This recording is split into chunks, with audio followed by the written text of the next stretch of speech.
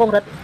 មើលតាំងពីបង68គីឡូបងរត់កេនព្យាយាមរត់ដំបងគ្រាន់តែទាញកេនយកមករត់ធ្លាក់ញើមិនតែរត់បានដល់ពេលយើងទម្លាប់រត់ទៅដល់ពេលអត់កេនអត់បាននេះថាធម្មតាទេស្បែកក្របពោះយើងអ្នកឆ្លងទលាហើយអញ្ចឹងរៀនជាអូនដល់ពេលអញ្ចឹងបានកេនរត់ទៅវាពង្រឹងសាច់ទៅវាហាប់ណៃ